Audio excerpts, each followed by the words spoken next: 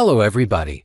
Recent developments on ABC's General Hospital have thrust Carly Spencer into an unprecedented moral crisis as her ex-husband Sonny Corinthos' escalating mob war threatens to destroy the very family bonds she holds most sacred.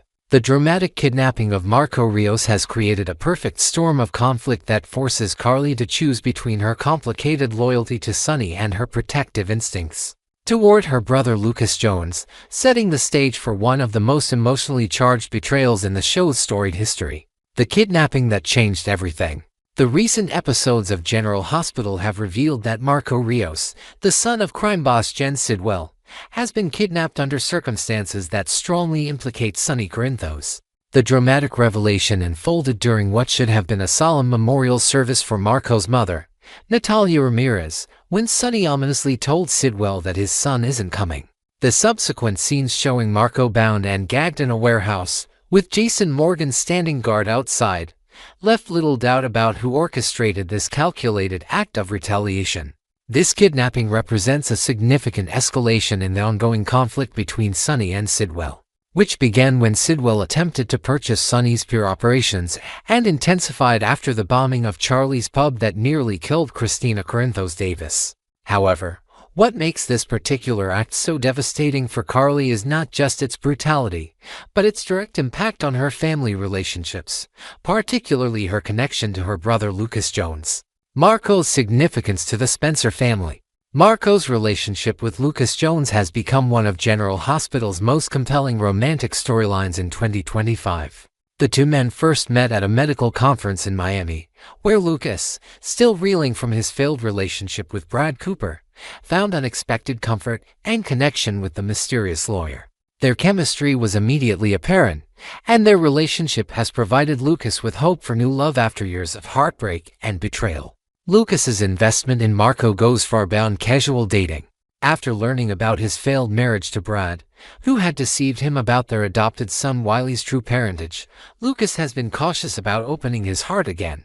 Marco represents not just romantic possibility, but healing and trust rebuilt. The lawyer's kind nature and understanding response to Lucas's complicated past suggested a relationship that could provide the stability and honesty Lucas desperately needed. Carly's growing discontent with Sonny's methods. Carly Spencer's relationship with Sonny Corinthos has always been characterized by passionate highs and devastating lows, but recent events have pushed their complex dynamic to a breaking point. Throughout their tumultuous history, Carly has repeatedly found herself torn between love and moral outrage at Sonny's increasingly violent methods. But the kidnapping of Marco represents a new low that she cannot rationalize or ignore. The tension began building when Lucas explicitly asked Carly to protect Marco from Sonny, recognizing the dangerous trajectory of the mob war between Sonny and Sidwell.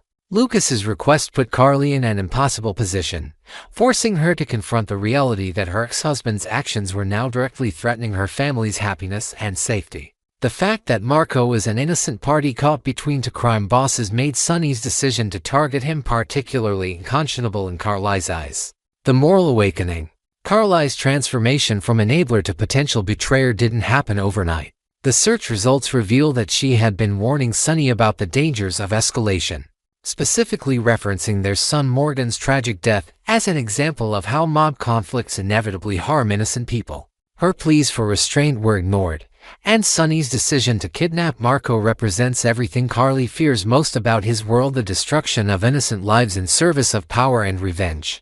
The emotional weight of watching Lucas suffer while Marco remains missing has forced Carly to confront uncomfortable truths about her relationship with Sonny. Despite their shared children and complicated history, she can no longer stand by while his actions destroy the people she loves. The realization that her loyalty to Sonny has consistently required her to sacrifice her moral compass has created an internal crisis that demands resolution. The betrayal decision. Carly's decision to potentially betray Sonny by rescuing Marco represents one of the most significant character developments in her long tenure on General Hospital. This choice forces her to break the unwritten rules of mob loyalty that have governed her relationship with Sonny for decades. Rules that have previously kept her silent even when she disagreed with his methods. The complexity of this betrayal cannot be overstated. Carly isn't just choosing to oppose Sonny's current plan, she's actively working against him to save someone who represents hope and happiness for her brother. This action requires her to risk not only her relationship with Sonny but potentially her safety and that of their shared children, including Jocelyn and Donna. Family versus crime family. The central conflict driving Carly's decision is the clash between biological family loyalty and the pseudo-family bonds of organized crime. Lucas represents her blood family, her connection to her late mother Bobby Spencer, and the legitimate relationships that exist outside Sonny's criminal world. Marco, as Lucas's romantic partner, has become an extension of that family unit, someone whose well-being directly impacts Lucas's happiness and emotional stability. On the other side stands Sonny, the father of her children and the man who has been central to her life for over 2 decades.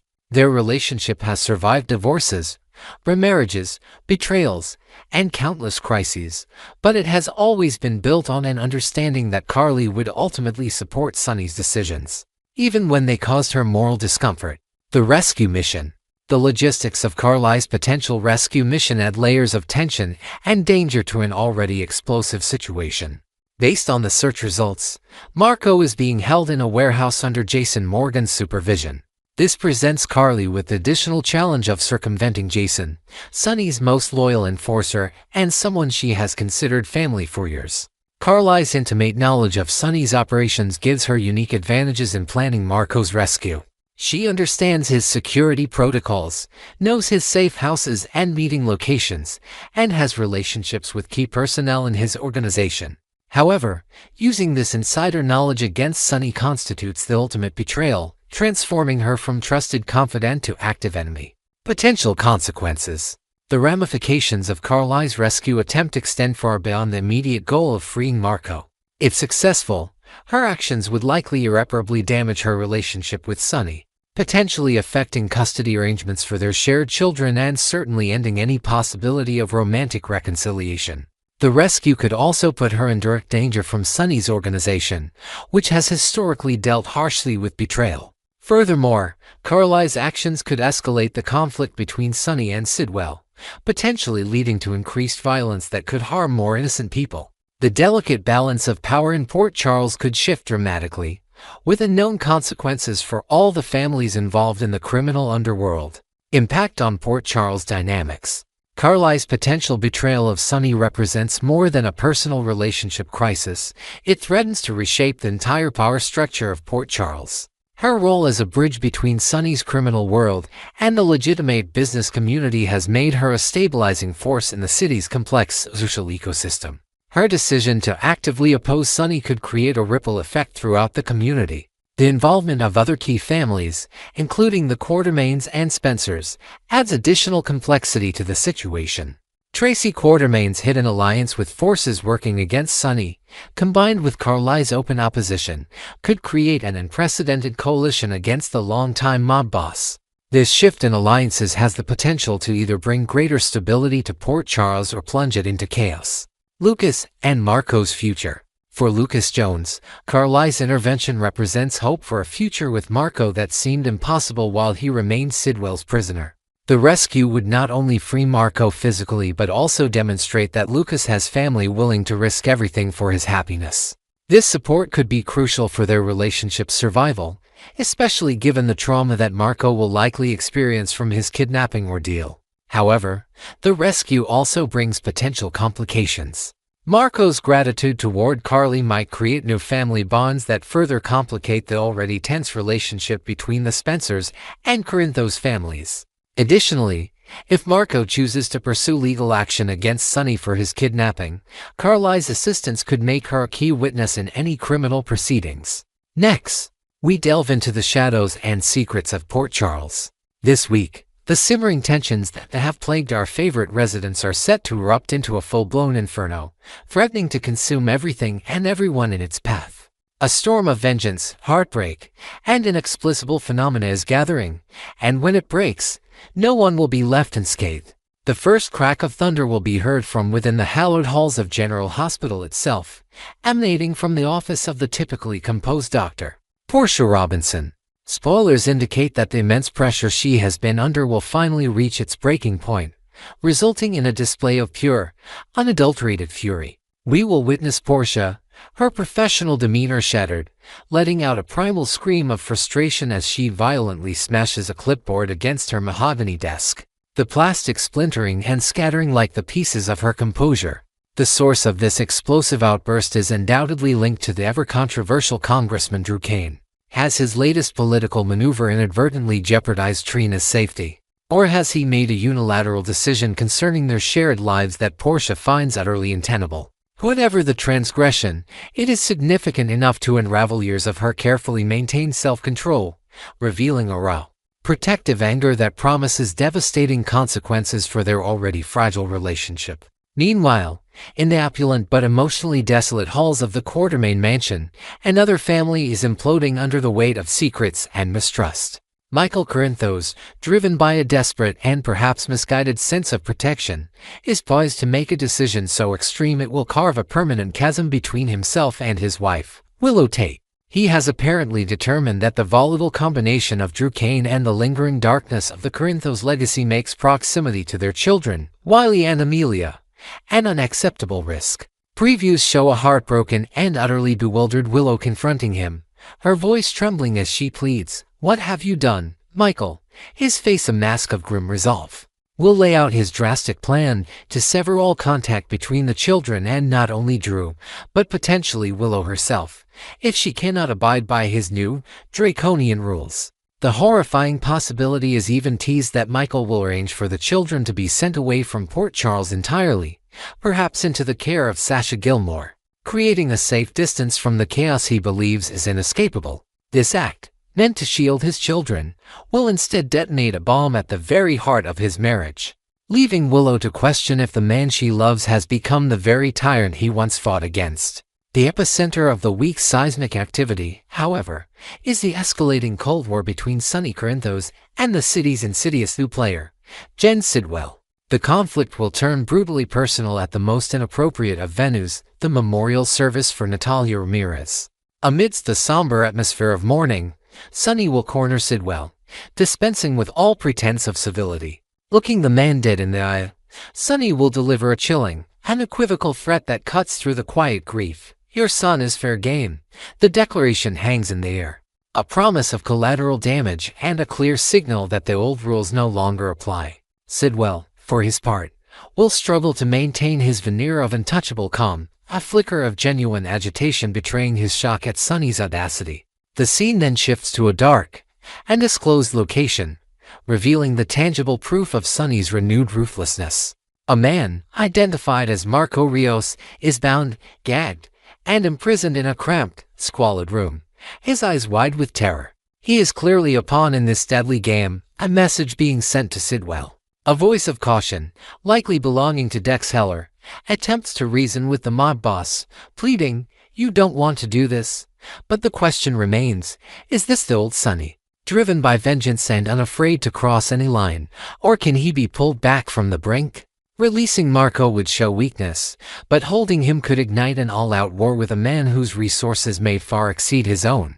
This new adversary, Jen Sidwell, is not a typical gangster. He is a phantom, an international arms dealer whose influence stretches far beyond the piers of Port Charles. He operates with a level of sophistication and stealth that has left Sonny and Jason scrambling. Sidwell's infiltration of the city is a masterclass in manipulation. He has already been tied to the bombing of the penthouse and the torching of Charlie's pub, expertly framing Selena Wu to destabilize the existing power structure. He has shrewdly identified and exploited the weaknesses of Port Charles's most powerful figures. Doc Turner, blinded by his righteous crusade to end Sonny's reign, may be an unwitting pawn. Tracy Quartermain, ever the pragmatist, may see an alliance with Sidwell as a sound, if ruthless, business decision. Most shockingly, Police Commissioner Jordan Ashford appears to be working for him, perhaps believing she can control the devil she knows to finally vanquish the one she's chased for years. Add in his shadowy connection to the dubious Professor Hank Dalton, and a terrifying network of conspiracy emerges. Sidwell isn't just attacking Sonny's business, he is orchestrating a multi-pronged assault designed to dismantle his entire empire, using Sonny's own enemies as the weapons. Finally, As these dramas reach their crescendo, Jason Morgan finds himself in the transient, anonymous space of an airport departure lounge, seeking a momentary escape. As he scans the bustling crowd, his gaze freezes. A jolt of pure, unadulterated shock courses through him. He rises to his feet, his heart pounding in his chest, his mind refusing to process what his eyes are seeing. Walking past him, with a familiar gait and that unmistakable profile, is a woman he knows to be dead, Britt Westburn. The sight is impossible, a ghost materializing in the fluorescent lighting of the terminal. Is this a miracle resurrection? A cruel, elaborate hoax? Or could it be the long-rumored existence of a twin sister, a doppelganger whose appearance in Jason's life at this exact moment cannot be a coincidence? As she disappears into the crowd, Jason is left reeling, confronted with a mystery that could either be a beacon of hope or a harbinger of a danger more profound and personal than even the war brewing back home. Next, we will learn about the issue of a mother's desperate fear forcing an impossible choice that could shatter the fragile peace of the Quartermain family and send shockwaves throughout Port Charles. A storm of desperation is gathering, and at its heart is Sasha Gilmore Corbin, whose frantic determination to protect her newborn daughter is about to collide with the unyielding will of the man who shares her child. The opulent halls of the Quartermain mansion, once a symbol of security and power, have become a gilded cage for Sasha. The chilling memory of the July 4th holiday, a day that should have been a celebration but instead became a nightmare, is a ghost that now haunts her every waking moment and poisons her dreams. The brazen kidnapping of her infant daughter, Daisy, from her very own crib was not just a random act of malice. In Sasha's terrified mind, it was a declaration of war. A targeted message from the city's insidious new puppet master, Jen Sidwell. Now, every creak of the floorboards, every shadow in the corner of her eye, sends a jolt of pure ice through her veins. Convinced that another, more permanent threat looms over her child, Sasha has resolved to enact a desperate gambit, to flee Port Charles, taking Daisy with her, and vanishing into an anonymity where Sidwell's long reach cannot find them. Spoilers reveal Sasha in clandestine conversations, her voice a hushed whisper of panic, as she makes plans to disappear, believing that only by running can she truly keep her daughter safe. Standing as a formidable obstacle in the path of her frantic escape is Michael Corinthos. Still reeling from the emotional turmoil of his own recent separation from his children, Wiley and Amelia, during a prolonged and agonizing stay in Germany, Michael is fiercely opposed to another family schism. He has just begun to piece his life back together, fighting tooth and nail in a custody battle against Willow to re-establish his presence as a father. The idea of willingly allowing his newborn daughter to be taken away to an unknown location is anathema to him. Their shared bond over the precious infant has forged a delicate connection between him and Sasha, but his resistance to her plan is causing deep fractures. Their arguments are not loud, public spectacles but rather anguished, whispered confrontations in the dead of night beside Daisy's crib. Michael pleads for logic, for them to stand their ground and fight together as a family, while Sasha, driven by a primal maternal instinct, sees his stance as a catastrophic failure to recognize the immediacy of the danger. He fears that if she bolts, he will be left in a terrifying limbo, not knowing where his daughter is or if she is truly safe, a torment he cannot bear to endure. Into this emotional crucible steps the one man who understands both sides of the conflict, Jason Morgan. As Daisy's godfather, he has made a solemn vow to protect her, a promise that transcends his complex loyalties. As an operative in Sonny Corinthos's world, he understands the predatory nature of men like Jen Sidwell, and recognizes that Sasha's fears are not the product of paranoia, but of a grim and accurate assessment of their enemy. Yet, as Michael's closest friend, he also comprehends the profound pain and fear of a father desperate to keep his family intact. Jason, then wavering anchor in a sea of chaos, may present the only viable solution. Spoilers suggest that seeing the unbearable stalemate between the two parents, Jason will volunteer to become Sasha and Daisy's personal guardian. He may offer to escort them away from Port Charles himself, ensuring their protection with his own formidable skills while allowing Michael to remain with Wiley and Amelia, fulfilling his hard-won parental duties. This potential departure, however, is laden with its own set of profound complications and consequences. If Jason leaves town with Sasha, the forced intimacy of their clandestine journey, united by a singular, life or death purpose, could ignite a new and unexpected romance. The shared trauma and a mutual dedication to protecting Daisy could easily forge a bond that moves beyond their platonic friendship, creating a stunning new romantic dynamic that would send ripples through Port Charles. Such a development would undoubtedly strain Jason's unshakable bond with Carly Spencer, who, while understanding his duty, would be left without her most trusted confidant at a time of immense uncertainty. Michael, left behind, would be forced to trust the man he considers a brother with the woman he may be falling for and the daughter he adores, a situation that could fracture any hope of a future for him and Sasha. Furthermore, some insiders speculate that Jason's temporary exit from Port Charles could be a narrative necessity, perfectly timed to coincide with the rumored return of a ghost from his past, Britt Westburn. Clearing the stage of Jason would allow a potential Brit-centric storyline to unfold without the immediate baggage of their epic and tragically interrupted romance. Her return would logically focus on her reconnecting with her son, Rocco Falconeri, and rebuilding her life, a journey that would be infinitely more complex with Jason's presence looming over her. Therefore, Sasha's flight into hiding could serve a dual purpose, driving her own story forward while paving the way for another's return. The ultimate decision rests on a knife's edge. Will Michael's desperate plea to keep his family together convince Sasha to stay and face the danger? Or will a mother's instinct prove too powerful, forcing her to flee and pulling Jason Morgan along in her wake, forever altering the landscape of love, loyalty, and family in Port Charles?